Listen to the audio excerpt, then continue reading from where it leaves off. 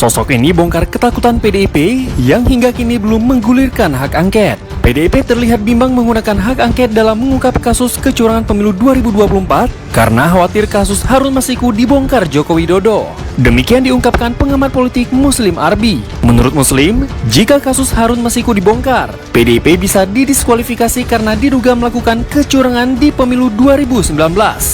Harun Masiku masih buron, Megawati Soekarno Putri justru usul bubarkan KPK.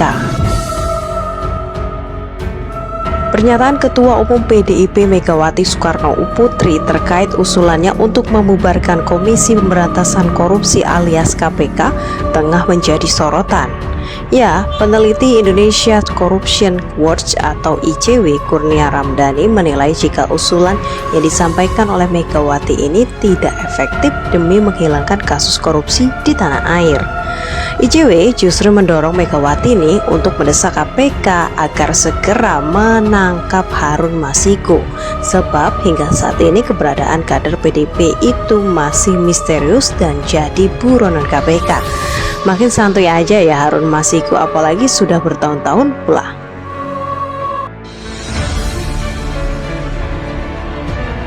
Kita udah tahu bersama Harun Masiku dan juga Ricky Hamzah. Oh, tadi kan arahannya sudah jelas bahwa tidak tebang pilih dan juga tidak pandang bulu, semua ditangkap.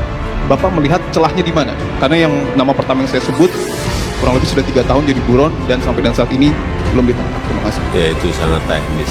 Saya kira nanti biar KPK yang menjawab bahwa ada yang belum ketemu setahun tapi baru 6 bulan ketemu kan juga ada. Tapi ada juga yang memang belum ketemu. Ya kalau memang barangnya ada, ya pasti ditemukan dong. Saya minta jawabannya, apa betul takut kepada Adian Napitupulu? Kenapa Adian? Karena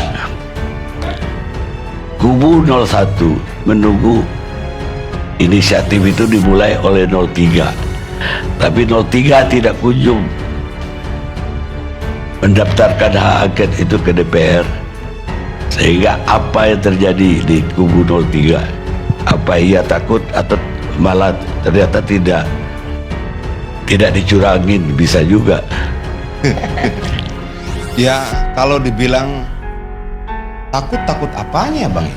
Itu tadi saya udah uraikan takutnya apa. Karena angket itu secara konstitusi memang ada dalam konstitusi kita. Kalau kemudian melaksanakan konstitusi rakyat takut, aneh. Kalau kemudian melaksanakan konstitusi kemudian kita harus khawatir, ditakut-takuti segala macam, justru menurut saya yang menakut-nakuti itu yang takut.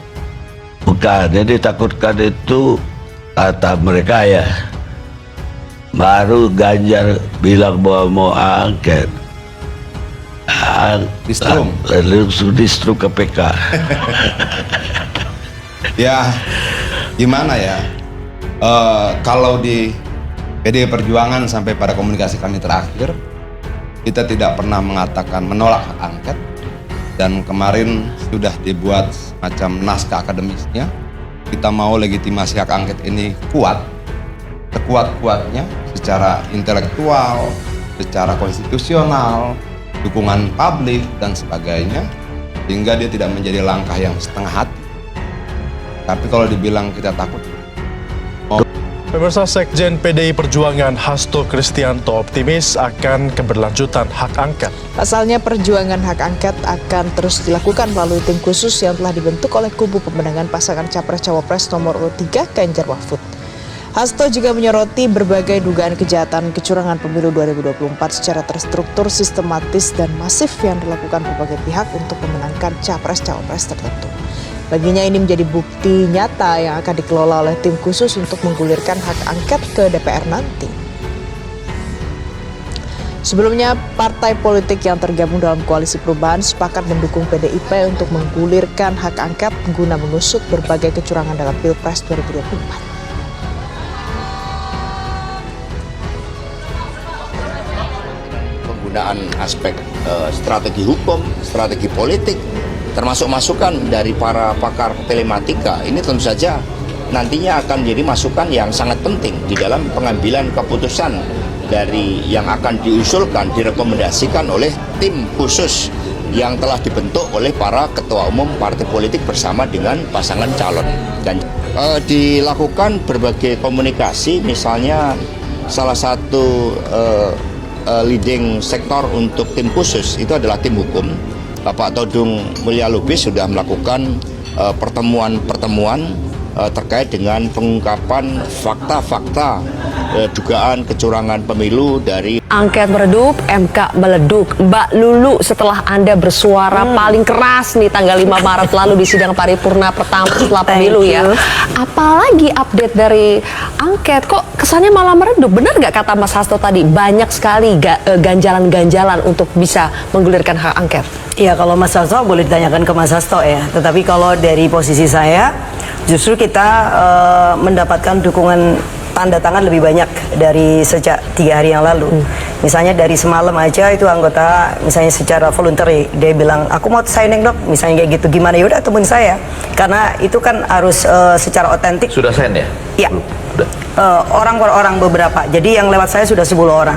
Jadi kalau kita membutuhkan angka minimal misalnya lintas fraksi karena tidak mungkin PKB sendiri, maka sebenarnya dengan kekuatan 10 itu sebenarnya cukup ya. 25 ya, karena yang dibutuhkan cuma 25. Mari kalau mau dikurangi juga boleh, kalau mau lebih banyak lagi, karena 25 itu kan angka minimal. Sehingga kita mau katakan ini sesuatu yang sangat serius.